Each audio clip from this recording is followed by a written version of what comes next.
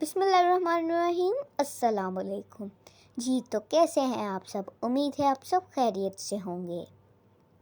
جی تو آج ہم آپ کے پاس دوبارہ سے اسلامک ہیرو کی کہانی آپ کے ساتھ شیئر کرنے جا رہے ہیں، اور ہمارے آج کے ہیرو کا نام ہے حضرت نوح علیہ السلام۔ حضرت آدم علیہ السلام کے 1000 سال تک لوگ ایک اللہ کی عبادت کرتے رہے، لیکن اس کے بعد لوگ بتوں کی پوجا کرنے لگے۔ ان بڑے لوگوں میں کچھ اچھے لوگ بھی تھے۔ جب یہ نیک لوگ فوت ہو گئے تو شیطانوں نے بڑے لوگوں کے دل میں وسوسہ ڈالا کہ جہاں پر یہ نیک لوگ بیٹھتے تھے وہاں پر اپنے بت لگا لو، اور لوگوں نے وہاں پر اپنے بت بنا کر ان کی پوجا کرنے لگے۔ پھر ایسے میں اللہ تعالیٰ نے اس گمراہ قوم کی طرف ایک نبی بھیجا جس کا نام حضرت نوح علیہ السلام تھا۔ حضرت نوح علیہ السلام کی عمر 950 سال تھی۔ آپ علیہ السلام کے 4 بیٹے تھے۔ ایک کا نام تھا سام، دوسرے کا نام تھا حام، تیسرے کا نام تھا یافس، اور چوتھے کا نام تھا کنعان۔ حضرت نوح علیہ السلام نے لوگوں کو اسلام کی دعوت دینے کے لیے بہت محنت کی، لوگوں کے گھروں میں جا جا کر ان کو اسلام کی دعوت دی، لیکن چند لوگوں کے سوائے کوئی ایمان نہ لایا۔ ان کی قوم میں ایک بادشاہ تھا جو بہت ہی مغرور تھا۔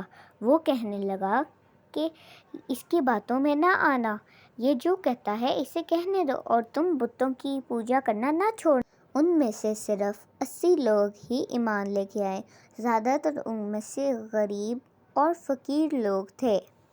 جب نوح علیہ السلام کی قوم کے سرداروں نے دیکھا کہ لوگ تو ایمان لا رہے ہیں تو وہ حضرت نوح علیہ السلام کے پاس گئے اور ان سے کہا، اے نوح، ہم تیری باتیں سننا چاہتے ہیں اور دوسروں کو بھی سنانا چاہتے ہیں اور اسلام لانا چاہتے ہیں، لیکن ہماری ایک شرط ہے کہ آپ کی قوم میں جو چھوٹے چھوٹے لوگ ہیں انہیں آپ اپنے ایمان میں سے نکال دیں، پھر ہم سب ایمان لے آئیں گے، کیونکہ یہ تو ہمارے برابر بالکل بھی نہیں ہے، یہ تو بہت ہی چھوٹے اور غریب لوگ ہیں۔ تو حضرت نوح علیہ السلام نے فرمایا کہ اگر میں اپنی قوم سے غریب لوگوں کو نکال دوں گا تو اللہ کے برابر میرا مددگار کون ہوگا؟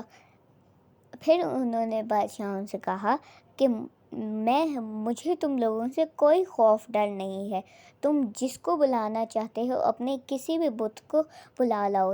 چنانچہ اس کی قوم کے لوگ کہنے لگے کہ اسے چھوڑ دو، یہ تو بے وقوف ہے۔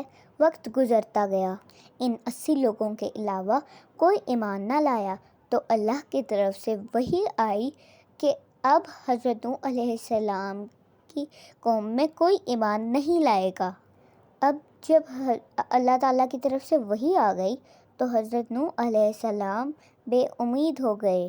پھر حضرت نوح علیہ السلام نے اپنی قوم کے لوگوں کو بد دعا دی، جس کا ذکر اللہ تعالیٰ نے قرآن پاک میں سورۃ النوح میں کیا ہے۔ انہوں نے کہا، اے پروردگار، تو کسی کافر کو زمین پر رہنے سہنے والا نہ چھوڑ، اگر تو انہیں چھوڑے گا تو یہ یقیناً تیرے اور بندوں کو بھی گمراہ کر دیں گے۔ اللہ تعالیٰ نے کہا کہ جب ہمیں نوح نے مدد کے لیے پکارا تو ہم نے اس کی مدد کی اور اسے ایک بڑی کشتی بنانے کا حکم دیا، لیکن حضرت نوح علیہ السلام نہیں جانتے تھے کہ کشتی کیسے بنائی جاتی ہے۔ تو اللہ تعالیٰ نے ان کے لیے وحی بھیجی اور مزید تعلیم کے لیے حضرت جبرائیل علیہ السلام کو بھیج دیا۔ نوح علیہ السلام پہاڑوں پر رہتے تھے، وہاں پر انہوں نے بہت سے درخت بنائے تھے، انہوں نے ان کی لکڑیاں کاٹی اور کشتی بنائی۔ یہ کشتی اوپر سے بند تھی، اس کے اندر الگ الگ 3 درجے بنائے گئے تھے۔ یہ ایک مضبوط کشتی تھی۔ ان کی قوم کے لوگ جب انہیں کشتی بناتے دیکھتے تو ان کا مذاق اڑاتے۔ حضرت نوح علیہ السلام کے گھر پہ ایک تنور تھا۔ اللہ تعالیٰ نے کہا، جب یہ تنور روش مارنے لگے اور پانی ابلنے لگے تو سمجھ جانا کہ عذاب کا وقت آ چکا ہے۔ پھر تم اور تمہارے ساتھی ہر جانور کا جوڑا جوڑا لے کر اس کشتی میں بیٹھ جانا۔